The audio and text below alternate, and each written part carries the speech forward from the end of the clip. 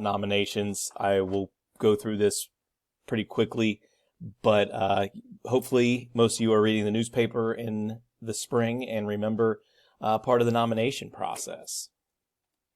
So nomination by caucus, and we still use caucuses.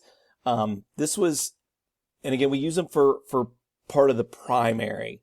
This for a while was actually the way that they made nominations for the candidacy. But not what is a caucus in general? It's simply a nominating device typically used by an influential minority. Basically a group of like-minded people in our instance, and what we use them for still is political parties. They meet up to select the candidates who they're going to support in the upcoming election. In practice, the caucuses are open meetings of party members and the leaders in which candidates or their representatives are offered the opportunity to speak before an open vote is taken. So they'll do these caucuses, and the most common one, and the one that you've probably heard of, is the Iowa caucus. The Iowa caucus is the first caucus that takes place, followed shortly thereafter by the New Hampshire primary. So Iowa and New Hampshire come first. In the Iowa caucus, you go to a location. It's sometimes a community center or a library or the gym at a school, and you go in, and in the caucus, you are there. They talk for a brief second, and then you walk around and you go to the location where your candidate is, who you support. And if there's 7 candidates, you go around and you go to that person and you stand there. And if you don't meet a certain number, then you're eliminated and it goes on down. But whoever wins that section of the caucus their name is then forwarded, and then it keeps going. And the process continues all the way through, and then you come up with a winner based on each of these victories.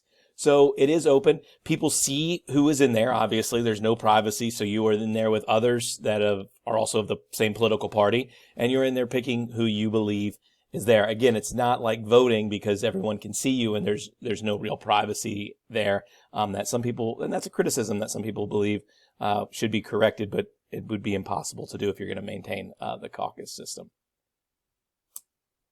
So nomination by convention, and this has replaced the caucus system for the nominating process, but has not done so. We don't use it to select our candidates based on a state level. We do the conventions at the national level. So you'll see this in the summer leading up to the presidential election. This replaced the caucus system as mentioned. The hierarchical structure is what this does is you go to the convention and they do a number of things at the convention. They announce who obviously the candidate is. They pick the winner and that person's name, the candidate. Then they announce the vice presidential pick, which is now usually done weeks ahead of the convention anyways. And then they do their party platform to explain how they are going to tackle issues and what issues they're really going to undertake. Hierarchical structure. It means it starts at the county level and goes all the way up. You kind of go up this ladder. It's rungs on a ladder the more you go up. And the members of a party meet in local caucus. They pick their candidates for local offices at the same time and select the delegates that represent them at the county level. And then they go to the state level, and then you go to the national level. And that's where the criticism comes into this convention, is that, these delegates tend to be powerful people, and power corrupts. So that's a concern that people have with the convention system. But it is what we use essentially to nominate the president, the candidates for the presidency, I should say. Another way that you can do this, and this is through the nomination, is the direct primary. And this is what states do. A number of states do this, is they hold a primary. It's a simple, you go out, the polls are open on a certain day, and you go vote for your candidate on that ballot. And that person, whoever at the end of that day, has won, that state, it wins that state's nomination. So therefore the state, they would win those delegates from that state. There's 2 types. There's closed primaries and open primaries that we will discuss. The closed primary, and this is the most common one, a nominating an election in which only declared party members can vote for members of their party. In states that have this, when you register, there's actually a place where you would check whether you are a Democrat or a Republican. Indiana is not one of these states. Indiana does not have a closed primary. In Indiana, you do not declare a party affiliation.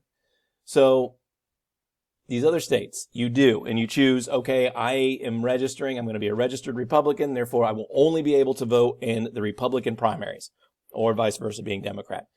Benefits, well, it does prevent one party from raiding the other party's primary. People were really concerned about this. This would take an incredible level of organization, but the idea would be that they have one party has a really weak candidate that seems, that they have a chance at some level, and all of the people from the other party go and vote in that primary and mess up their nomination process to nominate a weaker candidate for that national office.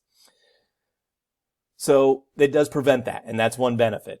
It does help candidates be more responsive to the party platform and their voters in general. They know who they are trying on when they're out there on the primary campaign. They know who they are speaking to, so that makes it more responsive to those individuals in that party.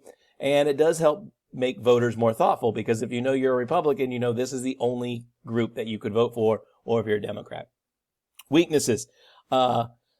Some do this, major weakness, voter privacy. Yeah, I don't know that one is much of a weakness, but it excludes independent voters from the nominating process. If you're a voter in a state that has a closed primary, and when you register, you put that you're an independent, you do not get to partake in the primary election. And that completely eliminates a good chunk of the population. So that's a real weakness, I believe, of this system. So weaknesses, again, independent voters aren't allowed to participate in a closed primary. Open primary is what Indiana has. It's a party nominating election in which any qualified voter can cast a ballot for either party. Voters may select candidates of only one party because you're going to select which ballot you want. But the decision of which party you're going to choose is up to you. In Indiana, you walk in, you show them, we have voter ID laws, you show them your ID, and they will have you sign it, and then they will say, do you want a Republican ballot or a Democrat ballot? And you'll say, okay, I'll have a Democrat ballot. They will hand you that ballot, and it'll have all the Democratic candidates for each of the offices listed. Pretty straightforward, and it's simple. And you go vote for those Democratic candidates, and that's the ballot that you get. Whoever wins that is then nominated for those offices to take on the Republican winner. Used in fewer than half the states. People tend to like these a lot, though, because, again, it does allow independent voters to participate. You can be an independent in Indiana, nobody cares. You walk in and say, you know what, this year the Democrats don't have much on the ballot, and I've usually done that, but this year I think I'm going to do a Republican ballot because I know more about them. And you can switch back and forth in between primary years. It doesn't matter. That's completely up to you. But you do have to let your party preference known, and some people do not like that. So you walk in and you say, hey, I'm Josh Miller, I'm here to vote. And all your neighbors, if they're in line behind you, hear you say, I want a Democratic ballot. And everybody goes, oh, he's a Democrat. Or, oh, a Republican in our midst. So the people don't like that. And that's a concern for some. Again, a few things on primaries. Most states are considered what we consider to be plurality elections. Plurality means I just have to win more votes than you. If I'm running, you're running, and, Spot the Dog over here is running, and Spot the Dog only loses to you by 1% of the vote, but you lose to me by 2% of the vote, and only 20% of the vote went to any of us, I win because I had more votes. It's simple. You don't have to win the majority. You just win more than any other candidate, and you win. 8 states do have what's called an absolute majority, meaning you have to win 50% of the votes plus 1. If you don't do it, you have to have a runoff election. This, again, happens somewhat frequently. There's, again, 8 states that do this. And if you don't win 50% plus 1, you're going to have a runoff. And it happens. And again, it's not that uncommon. One other thing on primaries, when you get your ballot, whether it's Democrat and Republican in Indiana, there are nonpartisan elections on there. They list them all at the same time. They print them on the same ballot to save you and save them money when they're printing it. Elected officials, school, municipal offices are not identified with a given party, so they can run other elections during primary season that are not party affiliated. A few notes. Again, in most states, as noted, candidates need only win a plurality of votes in the primary to win that party's nomination. And states requiring candidates to win a majority, a runoff is needed. Presidential primary is considered it is an election. I mean, it really is, because you're electing someone for your party's nomination, and then that's a nominating. Then they use that to then use it at the convention, which again is in the summer leading up to the election for the presidency, for instance. There used to be what was called the blanket primary. This was a form of an open primary, but the U.S. Supreme Court has ruled this as unconstitutional. Essentially, what would happen is a voter would walk in and receive the same ballot, no matter if you were a Republican or a Democrat. This is a long list of every candidate, regardless of party, for every nomination to be made at the primary.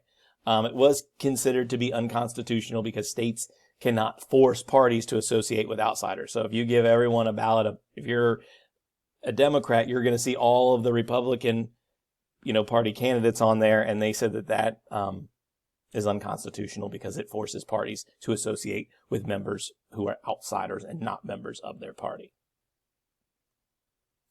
Here's a quick summary if you're looking for this, and this is the ways that one could enter the nominating race, I should say. Direct primary, we just talked about open and closed primaries, the caucus system, the convention. You can also, if you're going to try to be nominated, you can do what's called self-announcement. Hey, y'all, I'm running for office, and that's how you declare, hey, I'm going to do it.